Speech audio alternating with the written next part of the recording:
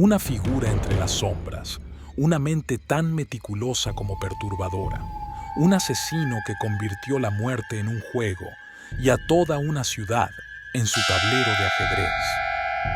En los años 60 y 70, California fue sacudida por una serie de crímenes que aún hoy hielan la sangre.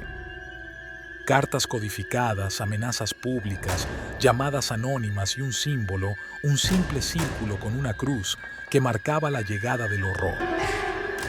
¿Quién fue el asesino del Zodíaco? ¿Un monstruo invisible? ¿Un genio del crimen? ¿O alguien que aún camina entre nosotros?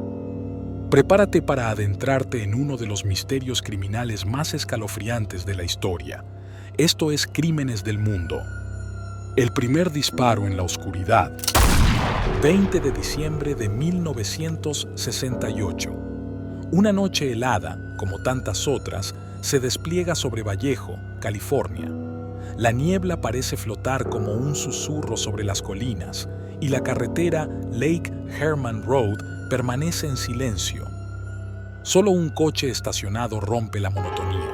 En su interior, dos jóvenes, David Faraday, de 17 años, y Betty Lou Jensen, de 16. ¿Quién no ha vivido un momento así? Jóvenes enamorados, buscando un poco de intimidad, alejados del mundo, soñando con un futuro que jamás llegaría. Pero esa noche no estaban solos.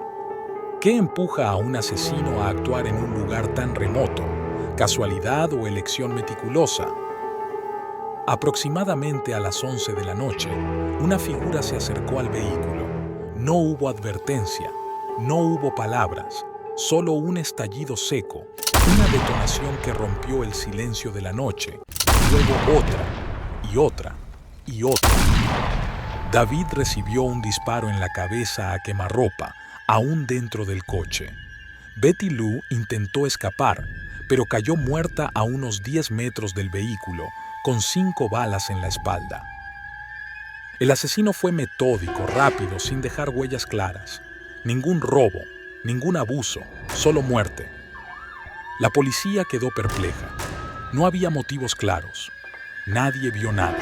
Y en aquellos días, aún nadie sabía que ese doble asesinato sería el prólogo de una pesadilla que envolvería a California entera. Un segundo ataque, y esta vez alguien sobrevive. 4 de julio de 1969, Día de la Independencia en Estados Unidos. Fuegos artificiales, música, celebraciones. Pero en Blue Rock Springs, la noche se teñiría de sangre, otra vez. Darlene Ferrin, una joven camarera de 22 años, había salido en su coche con Michael Mayo, de 19. Se detuvieron en un estacionamiento a las afueras de Vallejo. La historia parecía repetirse. Un coche, una pareja. Pero entonces, las luces de otro vehículo se acercan. Se detienen detrás de ellos. El motor permanece encendido. El silencio, ahora, tiene un peso sofocante. ¿Qué harías tú? ¿Pensarías que es un patrullero? ¿O sentirías esa punzada primitiva del instinto diciéndote, corre? El segundo coche se va, solo para volver minutos después. Esta vez, alguien baja. Se aproxima en la penumbra. Sin decir una palabra, desata el infierno. 5 disparos. Michael recibe heridas graves. Darlene, múltiples impactos. Cuando él intenta moverse, el atacante regresa y vuelve a disparar. Una ejecución. Michael sobrevive. El testimonio que da después es vital. Un hombre blanco, de complexión robusta, cabello claro, pero lo más escalofriante no sería eso, sino la llamada. A menos de una hora del ataque, la policía recibe una llamada anónima desde una cabina telefónica. Una voz fría confiesa el crimen. Da detalles que solo el asesino podría conocer. Acabo de matar a esos 2 jóvenes en Blue Rock Springs. También maté a los 2 en Navidad. ¿Quién se toma el tiempo de confesar por teléfono? Está confesando o advirtiendo que aún no ha terminado. Las autoridades ahora sabían que no estaban ante un asesino común. Estaban ante alguien que deseaba protagonismo, que transformaba la muerte en un espectáculo, con él como director. El nacimiento de un símbolo. El 1 de agosto de 1969, 3 sobres llegan a 3 periódicos distintos: el San Francisco Chronicle, el Vallejo Times Herald y el San Francisco Examiner. Dentro, un texto escrito con letras toscas, alineadas como por una regla invisible, como si alguien hubiera intentado contener una furia primitiva bajo un patrón matemático. Y en cada uno, un fragmento de un criptograma, un rompecabezas, un desafío, una provocación. Así nació el asesino del Zodíaco, no con una detención, ni con un rostro captado por una cámara, sino con tinta y papel. Su carta era una mezcla de confesión y amenaza. Declaraba ser el responsable de los asesinatos de las parejas, afirmaba que seguiría matando, pero no era eso lo más aterrador, sino el tono. No hablaba con odio, no mostraba culpa, se expresaba con una inquietante mezcla de frialdad y entusiasmo, como si estuviera disfrutando del juego de matar. ¿Por qué firmar con un símbolo? ¿Era acaso una forma de trascender? ¿Quería ser más que un hombre, una entidad? El círculo con una cruz en el centro se convertiría en una de las marcas más siniestras del crimen sin resolver. Era su firma, su sello. Un símbolo que, desde entonces, ha habitado no solo en archivos policiales, sino en las pesadillas colectivas de millones. El criptograma del terror. ¿Y si la clave para descifrar al asesino del Zodíaco hubiese estado siempre frente a nuestros ojos? Los criptogramas enviados con sus primeras cartas eran un desafío directo, una invitación a jugar a su juego. «Me gusta matar porque es divertido», escribió. «Es más divertido que matar animales salvajes en el bosque porque el hombre es el animal más peligroso de todos». ¿Quién dice algo así? ¿Un sociópata? ¿Un narcisista hambriento de atención? ¿O un criminal convencido de estar por encima del bien y del mal? El primer criptograma, de 408 caracteres, fue resuelto por un matrimonio aficionado apenas días después. El mensaje hablaba del placer que sentía al matar. ¿Estaba mintiendo o escondía algo más entre líneas? ¿Y si cada letra, cada símbolo, tenía un doble sentido que aún no hemos comprendido? Después vinieron códigos más complejos. Uno de ellos, el famoso Z340, tardó más de 50 años en ser descifrado, y aún así no reveló la identidad del asesino. «Espero que se estén divirtiendo mucho tratando de atraparme», se burlaba. Era como si supiera que nadie podría entenderlo del todo, como si el verdadero mensaje no estuviera en lo que decía, sino en lo que no decía. ¿Y si detrás del criptograma no hay una solución, sino un vacío, una provocación eterna para mantenernos buscándolo? Antes de continuar con el asesinato más perturbador, te invito a que conozcas a los Sothers, 5 hermanos entre las llamas y la desaparición. Un disfraz en el bosque, el ritual más perturbador. 27 de septiembre de 1969, Lago Berryessa. A plena luz del día, una joven pareja decide pasar una tarde tranquila a orillas del lago. Una figura aparece a lo lejos, camina lento, lleva un extraño atuendo. ¿Qué harías tú si vieras a alguien con una capucha negra, cubriendo completamente su rostro, con un símbolo blanco cosido en el pecho, un círculo con una cruz, un bromista, un loco, un mensajero de la muerte? Con voz grave y serena, les dice que necesita su dinero y el coche, que está escapando de prisión, que no les hará daño si coopera. ¿Mentía? ¿O incluso eso era parte del juego?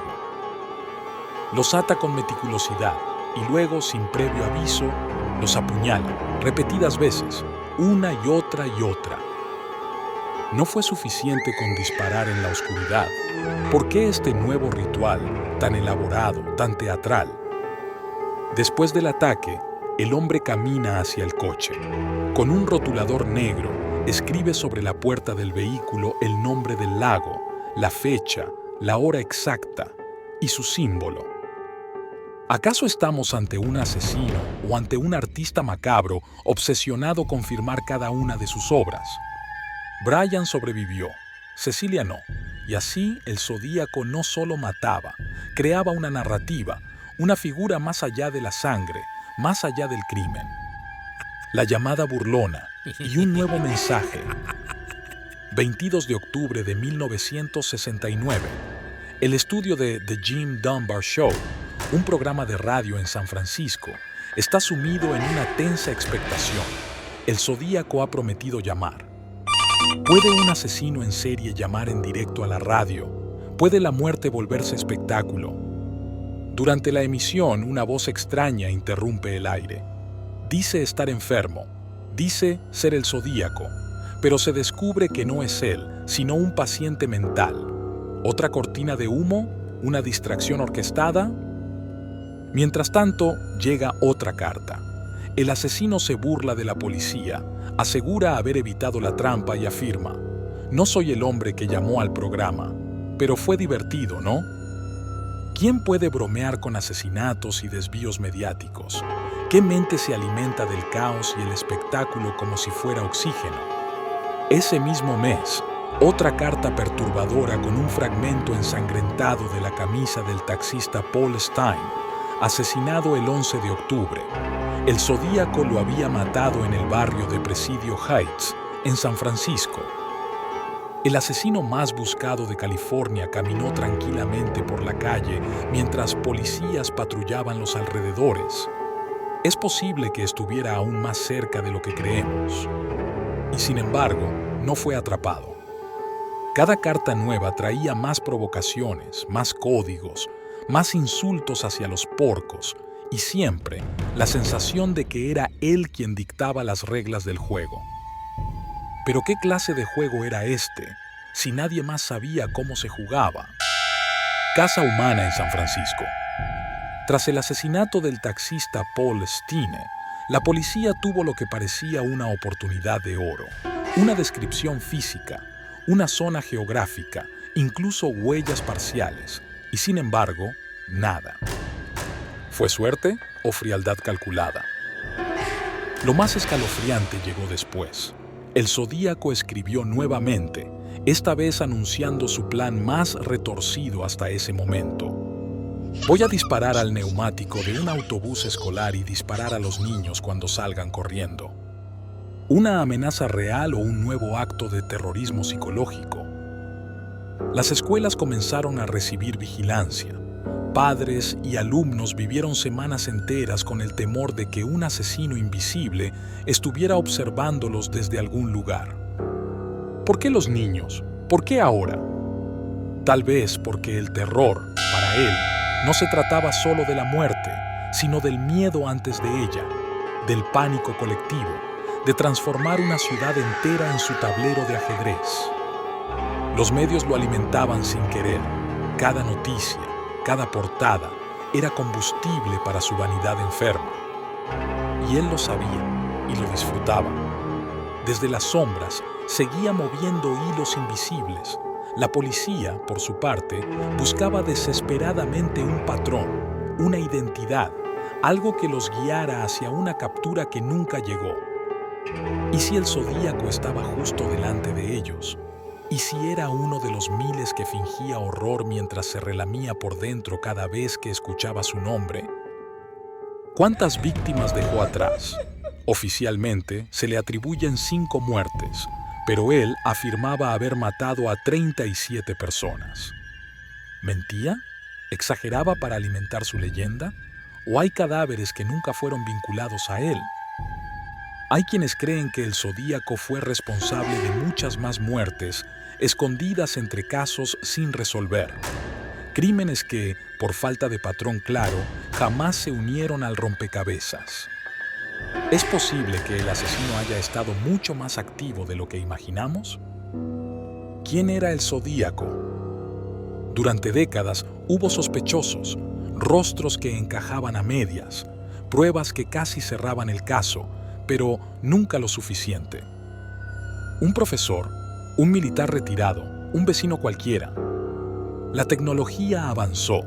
se hicieron perfiles genéticos, comparaciones caligráficas, pero el zodíaco siempre fue un paso más allá. ¿Qué pasa si nunca fue solo uno? ¿Y si todo fue una construcción colectiva del miedo?